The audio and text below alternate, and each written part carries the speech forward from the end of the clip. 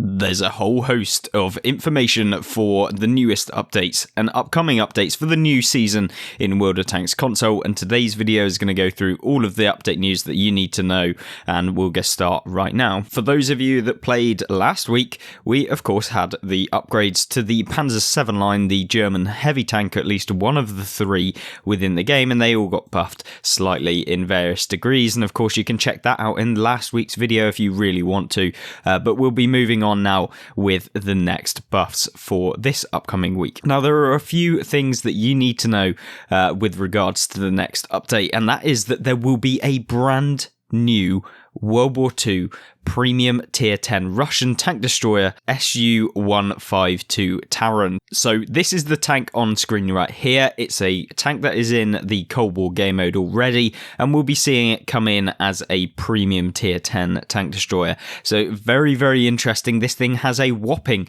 gun, and it also has that mobility. It's almost like if you ever seen the Su-130 PM, the tier 8 Russian tank destroyer, it's very much that kind of style of tank. However, this one actually gets a little bit of armor on the turret, albeit it's not particularly that great, and you're probably going to get penned the majority of the time when you get hit. And of course, the side armor and frontal hull armor is not particularly very good either. So basically, you're going to be a stealthy boy that wants to sit at the back and you want to snipe people with this really accurate gun. And I'm really looking forward to getting my hands on this, if possible, to review for you guys and showcase whether or not this is actually worth the probably 300,000 free XP that you have to spend to get it. And of course, that equates to like 40,000 gold. So yeah, it's like £100 if you want to actually purchase it with actual gold. So hopefully this thing is actually pretty decent, and that if you do spend your money, you're going to be getting it worth it for you. Now, don't worry, that is not it for this week's upcoming update. We also get a whole new Cold War line, and I say new, it is not at all new. We have the M103 kind of tech tree line, and you're going to get multiple versions of the M103, so it's not just your standard World War II tech tree M103, but you'll be basically getting upgraded versions as you go through. You can see here on screen that we have the second version of the M103. Also got the Edelweiss still on sale, and you'll also be seeing the T-34 come into the game alongside all of these. So in summary, you'll be getting the T-34 as the starter, then the M103, then the M103A2, and that will be in the escalation era, so era 2 of the Western Cold War tech tree. So yeah, looking quite interesting for Cold War. You know, there's more and more tanks coming in, and I guess if you're interested in that, then it's quite good. Don't worry if you thought the 4 tanks coming into World of Tanks console this week, then yeah, there's another one. It is the Centrifuge, although be it it's a mercenary tank at tier 4, I believe, off the top of my head, maybe tier 5, I can't quite remember, but yeah, the Centrifuge is coming back. It's a mercenary contract, so you can pick that up as and when you want to. And then there will be a confirmation of the next contract being the Slapjack. So that's the tier 7 mercenary tank that's kind of like the hybrid between the IS and the T-29, I believe.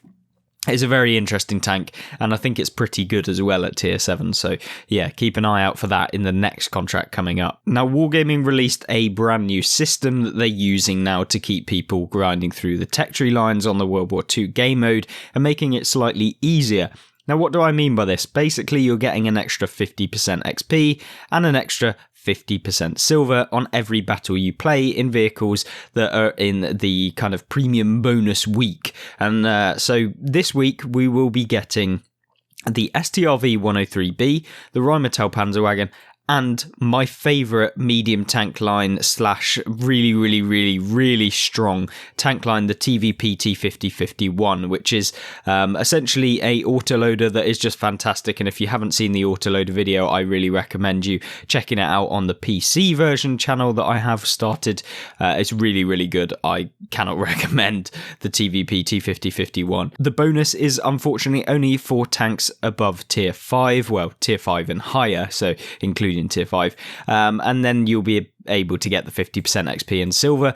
Remember as well, not only that, we are getting a tier 10 double silver week, so if you actually want to maximize the silver that you're going to be earning, I would recommend playing, if you already have the TVP T5051, play that don't just continually spam premium, and you'll get 100% more silver on every battle, which is crazy because you can stack both the premium bonus and also the tier 10 double silver week to be able to get an inordinate amount of silver from the World War II game mode, which I really do recommend you do.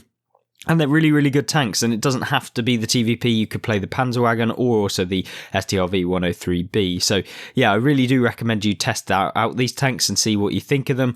And, of course, now is the best time to do it. Now, if those didn't tickle your pickle, we also have the next premium bonus, which are the Progetto 65, the Manticore, and the T110E5 lines, which will be coming in after April 18th. So you'll be able to kind of grind through those. You've got 2 weeks of the Panzerwagen, the STRV, and the TVP. And then you'll get the Progetto, Manticore, and T110E5 lines, which is a really, really good thing to do. I really enjoyed the T110E5. I think it's a super underrated heavy tank that I don't think gets enough kind of promotion. I think it is really, really good, especially if you know how to kind of play a medium tank, since it has very good gun accuracy and it is not the slowest heavy, so you can kind of use it like a medium but also have the armor of heavy tanks. So yeah, really, really good. And of course the Progetto doesn't need any introduction. This is a fantastic tank to be going towards, and I really do recommend that. As with Wargaming's usual strategy, there is a lead by example challenge where you can earn the Klimov Premium Commander within the game, which is of course something that you'll just have to complete a series and stages of a challenge to be able to get this premium commander. Remember, premium commanders earn more commander XP than standard commanders because, yeah, why not maximize the amount of money that you can get by just introducing another version of premium time that is on the commander. So yeah, definitely something worth actually using and grinding out and trying to earn this premium commander for that bonus so you can get more crew skills, unless you don't actually need crew skills and you've got all of the like tier 9 commanders where you've essentially got all of the crew skill slots. So other than that, we also have spring sales, which include the premium time discounts, emblems, inscriptions, 50% off, and discounts on select skins, plus big booster bundles available for those who like to buy in bulk, which is, I guess, a very good thing in terms of trying to pick up some good tier 8 premiums, since they always get bundled in.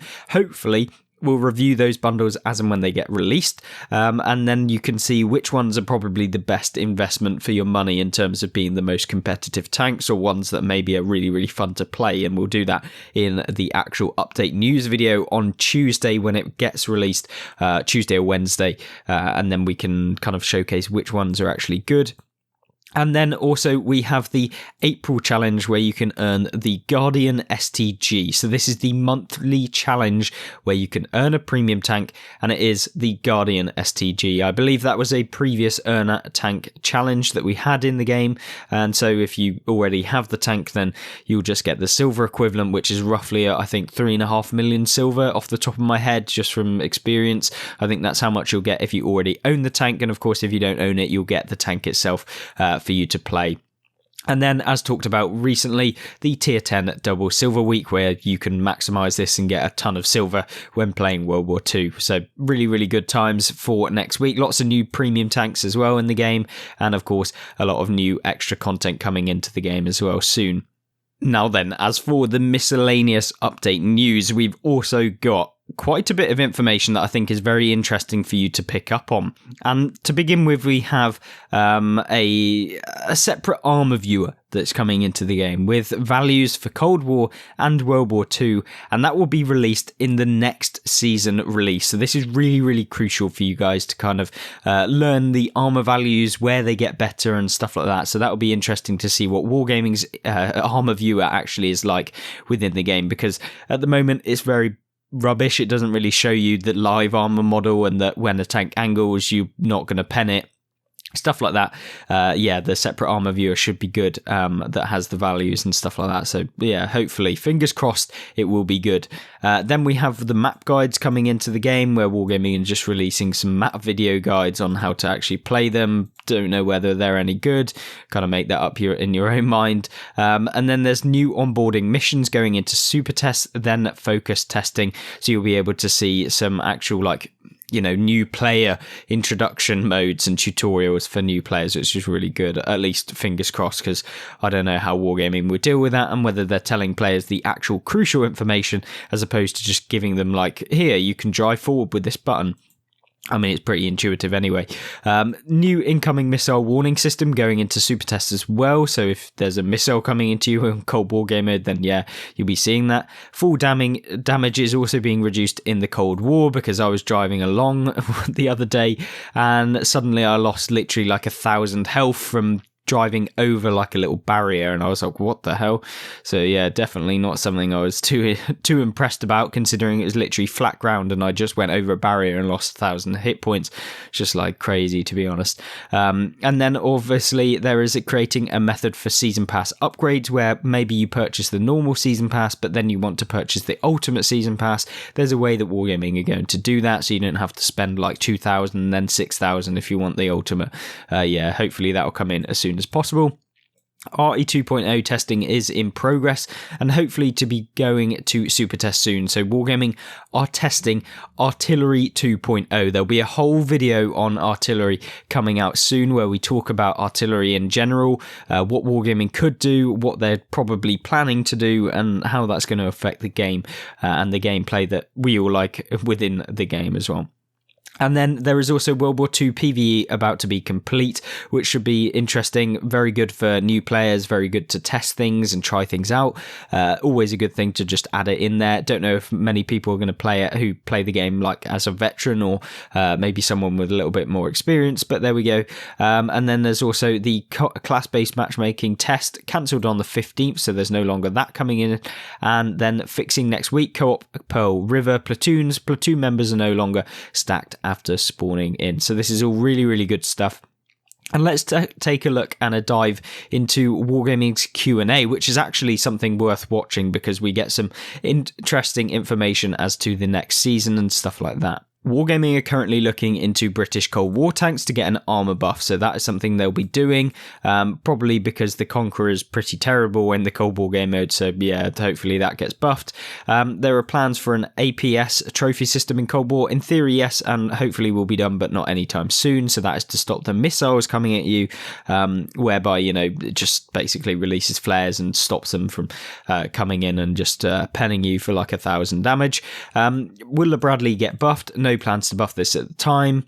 More TDs and mediums in Era 3. We should see more mediums soon, so this is looking interesting. More mediums coming to Cold War, but TDs will take longer due to involve another system.